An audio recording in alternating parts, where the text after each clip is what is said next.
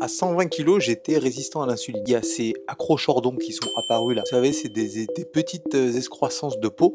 Et j'en avais plein là. Autour du cou, j'en avais plein. J'en avais sous les aisselles. J'avais les aisselles très foncées. Et ça commençait à arriver au niveau du cou. Et qu'est-ce qui m'a rendu résistant à l'insuline à l'époque? T'inquiète, c'est réversible. C'est que premièrement, je faisais pas assez d'activité. Je dormais très mal. Et surtout, je buvais pas beaucoup d'eau, mais beaucoup de boissons sucrées. Tous les sodas. Notamment les jus de fruits et pas mal les iced tea, etc. Et en fait, ce qu'il faut savoir, le truc le plus débile à faire, par dans certains cas, c'est de boire nos calories. Alors il faut savoir que moi j'ai arrêté totalement les jus, les iced tea, etc. J'ai perdu 10 kilos en 3 semaines. Le problème que j'ai rencontré, c'est que comme j'ai arrêté un truc trop brutalement, j'ai pas grosse claque, frustration, et j'avais encore plus envie de trucs sucrés. Donc ce que j'ai fait, c'est que j'ai commencé à boire des boissons édulcorées, très peu de calories. Et ben même s'ils ont mauvaise image, ça m'a changé la vie et ça m'a sauvé la vie. Parce que quand on devient résistant à l'insuline, l'étape d'après c'est le diabète. Et l'étape d'après tu connais. Mais je suis resté dépendant entre guillemets des boissons édulcorées pendant très longtemps. Alors ça dépanne bien, c'est cool. Moi je recommande plutôt de boire un soda zéro plutôt qu'un soda plein de sucre. Pour que ça soit vraiment nocif, il faut en boire des tonnes et des tonnes. Et aujourd'hui je suis très content d'avoir ce genre de type de boisson en poudre. Alors c'est vrai que moi j'utilise beaucoup plus les électrolytes. Mais en fait qu'est-ce qui m'intéresse là-dedans? Quand j'ai envie d'avoir un goût sucré, bah j'en mets, c'est moi qui décide. Et je suis pas obligé de mettre tout le sachet. Quand t'achètes un soda zéro, pas toi qui décides la quantité que tu mets. Et c'est génial parce qu'au bout du compte, bah tu mets de moins en moins de poudre et tu bois de plus en plus d'eau. Et moi ce concept-là, je le valide parce que au final, on va essayer de boire plus d'eau dans la journée, à part autour de nos entraînements où on va essayer de mettre des électrolytes. Bah oui, quand tu transpires, c'est plus intéressant de rajouter des électrolytes dans ton eau. Moi je te recommande de te tourner vers ce genre d'alternative. Si t'as envie de te faire un iced tea, c'est pas mal. Là, ils ont sorti pomme chicha.